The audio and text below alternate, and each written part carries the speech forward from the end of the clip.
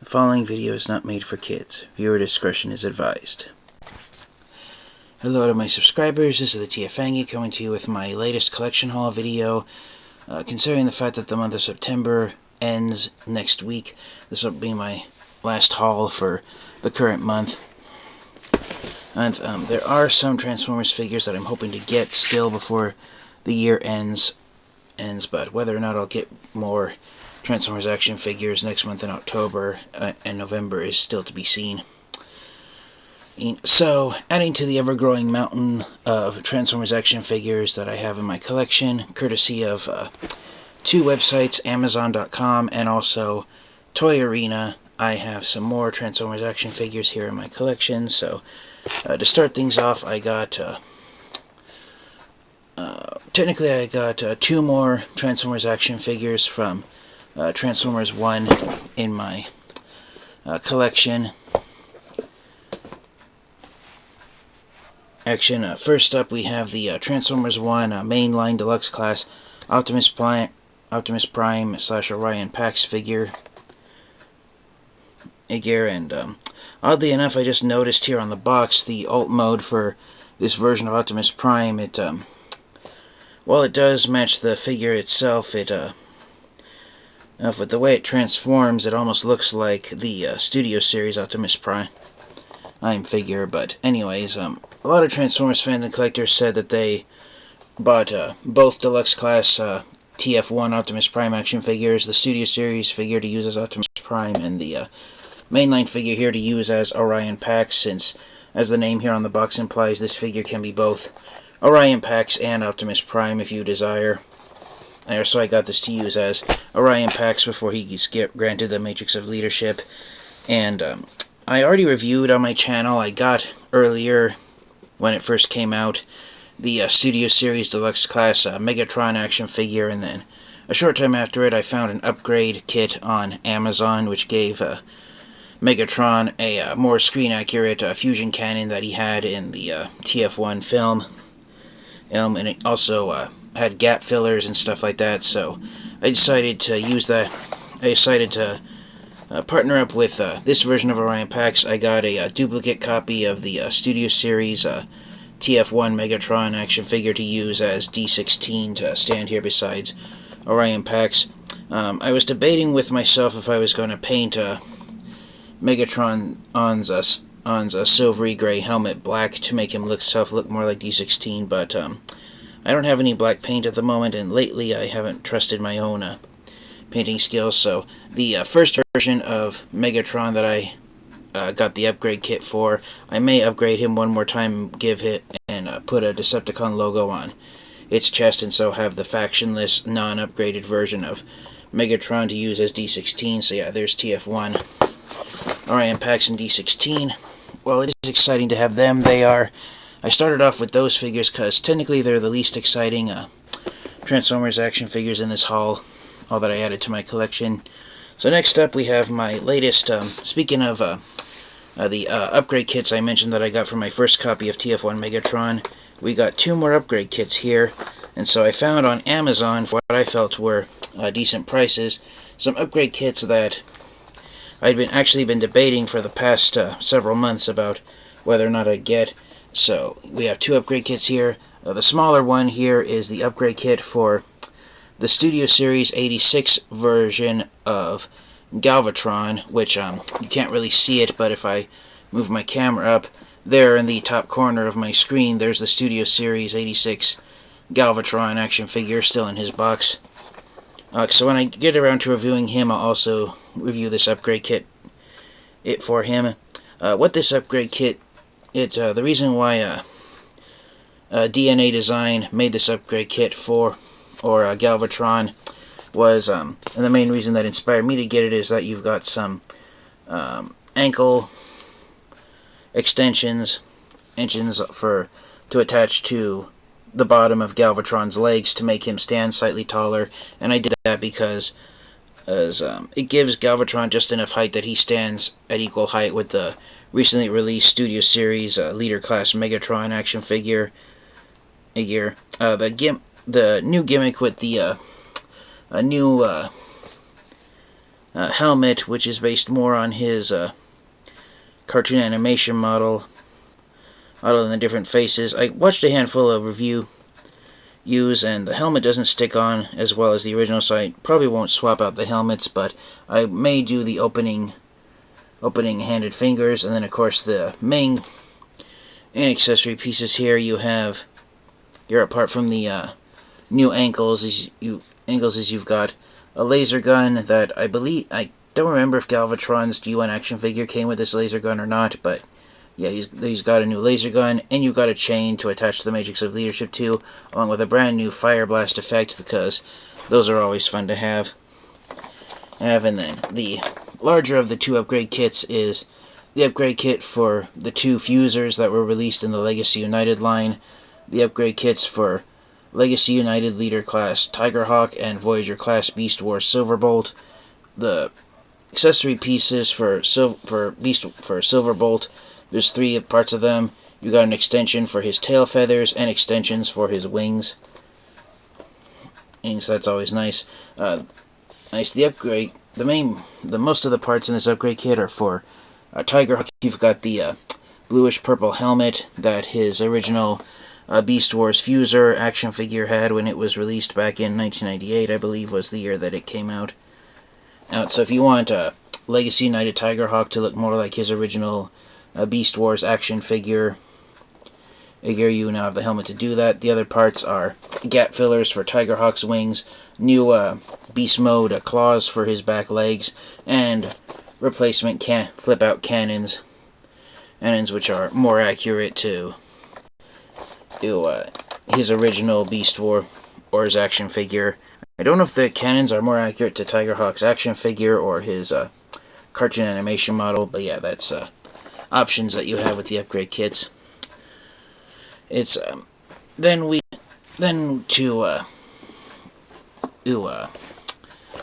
move on to the next group of figures. We've got 4 figures from Wave 3 of the Age of the Primes line. So to start things off, I finally got Skydive and Fireflight courtesy of Amazon. So with the last 2 aerial bots, I have now completed Age of the Primes Superion. Oddly enough, on their boxes, Skydive is listed as being the 5th team member of the aerial bots, while Fireflight is listed as the 4th team member. Yet I actually got Skydive a whole week before Fireflight showed up. I wanted to wait until Fireflight came to show them both off at the same time. So yeah, it amazes me that we got what was officially the final aerial bot before the second to last aerial bot, courtesy of Amazon. But yeah, it's really thrilling to finally have Superion completed and be able to put the Age of the Primes aerial bots. To finally get them put together. And also on the side of the box, if you look here, if you line up Fireflight and Skydive with Skydive here and Fireflight here, they contain the leftmost side of the poster image for the Age of the Primes line. So that's a really fun thing to see there.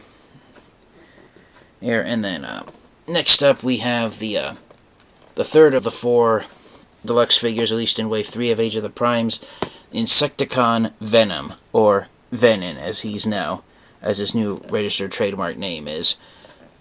So yeah, I'm excited for Venom because he is the 4th and final member of the Generation 1 Deluxe Class Insecticons.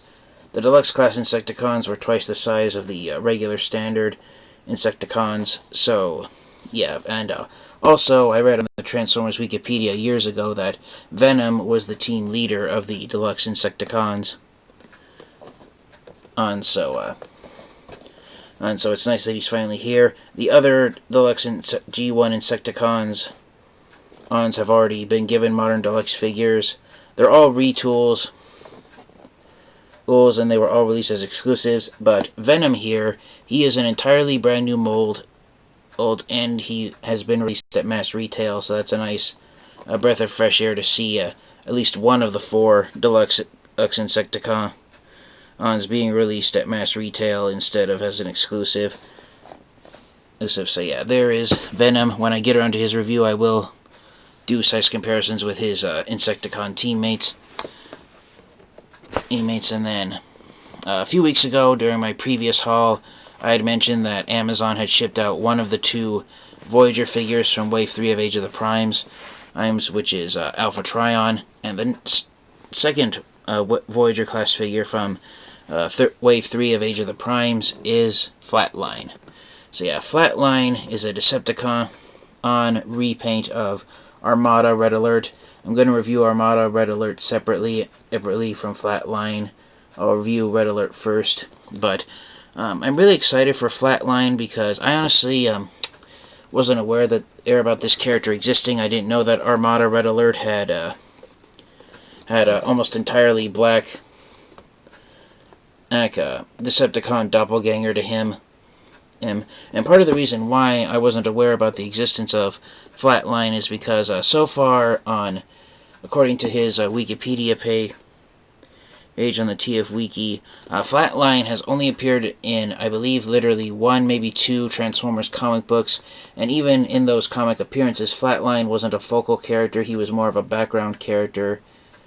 So yeah, Flatline is as obscure as Transformers characters come, and the fact that Flatline is a repaint with a new head sculpt of Armada Red Alert, and he was sold at mass retail instead of as an exclusive, that just surprises me that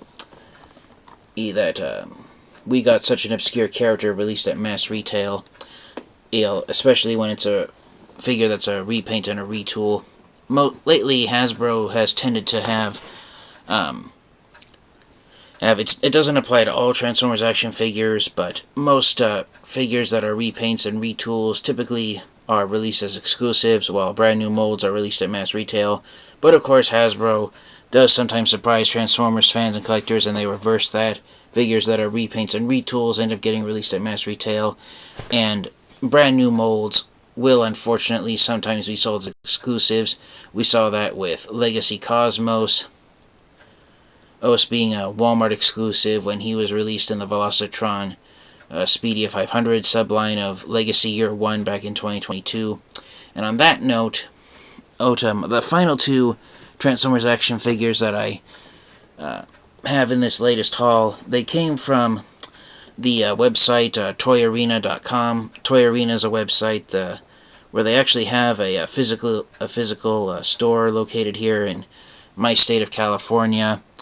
But the thing with ToyArena is that I only recommend ordering from their website as a last resort because ToyArena, they don't sell Transformers action figures at retail price.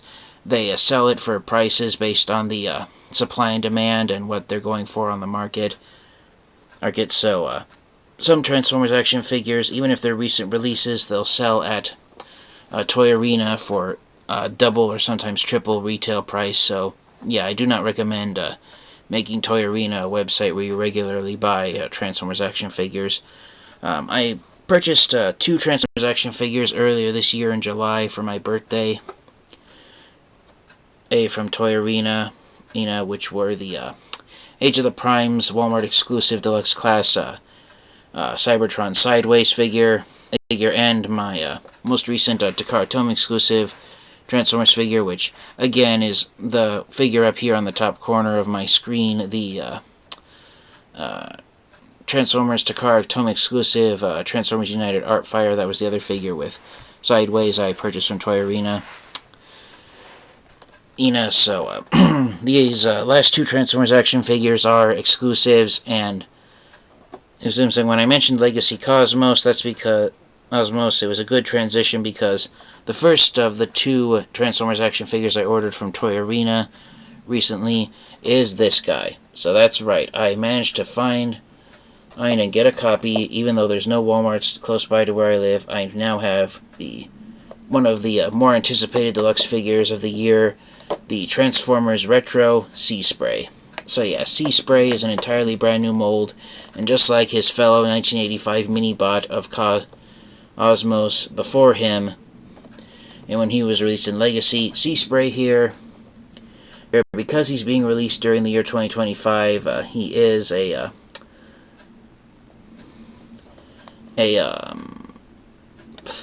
he's a brand new mold that was released as a Walmart exclusive. I'm sorry for losing my train of thought there for a moment. It's really late at night, and I technically should be in bed, but I wanted to get this video out before the night ended. But yes, some Transformers fans and collectors are upset that Sea Spray, being an entirely brand new mold and released as a Walmart exclusive instead of mass retail, it's especially hard for Transformers collectors who don't have Walmart stores near where they live, such as myself. So, if there's no Walmart stores nearby, the most viable option Transformers collectors have for exclusives is the option that I chose, those with getting Sea Spray and paying a scalper double retail price for what he's going for. But I'm really excited to have Sea Spray here. According to Walmart's website, Sea Spray is street dated for release during the first weekend of October of 2025, specifically on Sunday, October 5th. But because Sea Spray is being released in the retro line, same as Gears, Bumblebee, and Brawn, a lot of Transformers fans and collectors are hopeful that Hasbro will repaint Sea Spray in a paint job that more closely resembles his animation model from the Generation 1 cartoon series by Sunbow Productions, and that it will be released at mass retail. And a lot of Transformers fans and collectors are hoping that Sea Spray will have the opposite will happen to him of what happened with Gears. Gears had a mass retail figure released in the Legacy United line, which matched up his animation model from Sunbow Productions, G1, from the Transformers G1 cartoon, essentially. And then Gears got his deluxe figure from Legacy United, got repainted into, and was given a new head sculpt that matched up his original Generation 1 action figure and was released in Walmart's retro line. So a lot of Transformers fans and collectors are hoping that Sea Spray will have the opposite experience, and repaint of his retro figure based on his G1 animation model will be released at mass retail in the Age of the Primes line. I recently read a list of upcoming Transformers action figures that are coming out next year in 2026. I can't remember off the top of my head if Sea Spray was among them, but if he is not, and this is the only planned release of Deluxe Class Sea Spray by Hasbro, then I have to give Hasbro a thumbs down, because this figure would have been a lot more embraced and praised by Transformers fans and collectors if it had been a mass retail release rather than being a Walmart exclusive. But yeah, I'm just really thrilled that I was able to get a hold of Retro Sea Spray. I didn't think I was going to have a chance of getting him due to the high demand going for him, due to the fact that he, as I keep saying, he's a brand new mold that's released as a Walmart exclusive. And speaking of exclusives, that's what the second figure I got from ToyArena technically is. It's an exclusive to Target stores, and it's not just technically one Transformers action figure, and it's not even two. It is in fact 4 of them. So yes, I managed to get a hold of the Target exclusive Transformers Age of the Primes Versus 4-pack.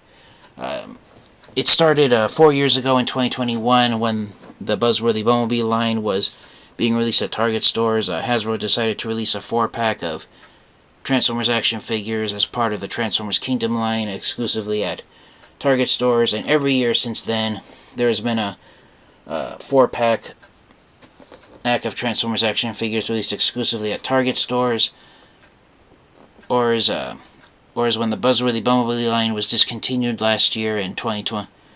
At the start of 2024, Hasbro decided to just make the Versus 4-packs be the same line from subline of Transformers Generations that was being released in the concurrent year. So the Target 4-pack that was released last year in 2024 was released as part of the Legacy United line, and this one here for 2025, this Versus 4-pack, is a part of the Age of the Primes line.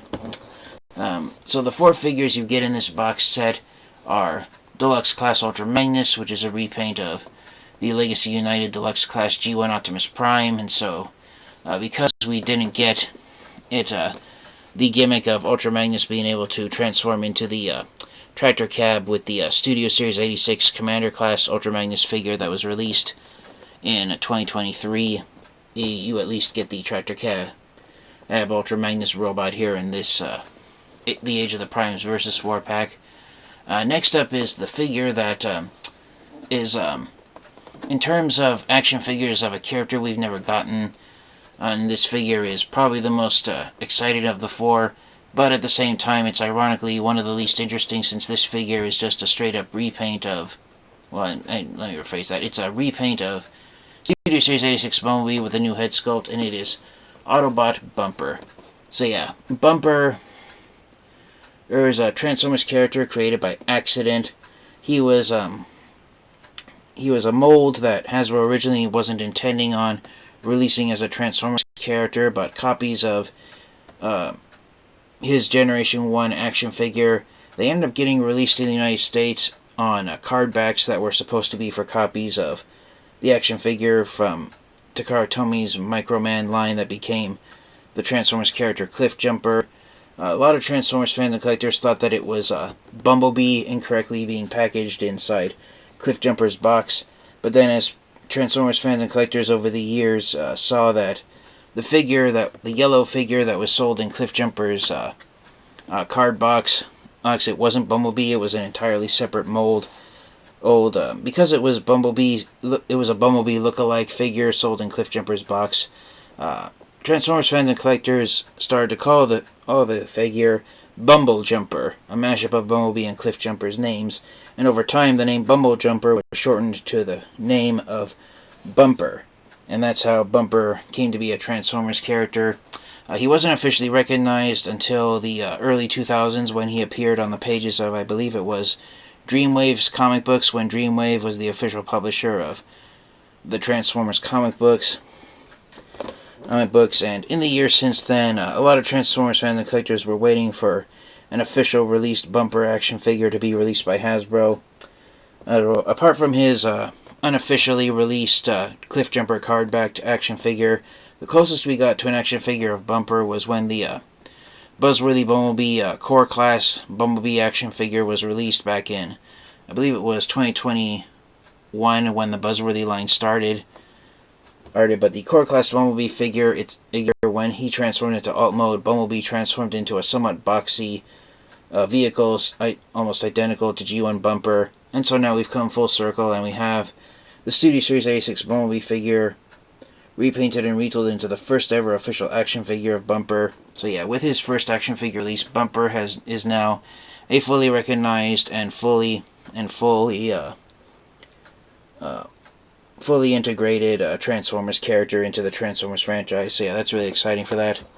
Next up, we have the action figure that I personally was the most excited for, and the main reason I wanted to get this 4-pack, and it is the Deluxe Class Decepticon horri-bull. He's the third and final member of the Decepticon Headmaster Juniors to be given a Deluxe Class figure, so I'm really excited to complete that trio of Transformers. And last but definitely by no means least, we've got the animated version of Nemesis Prime.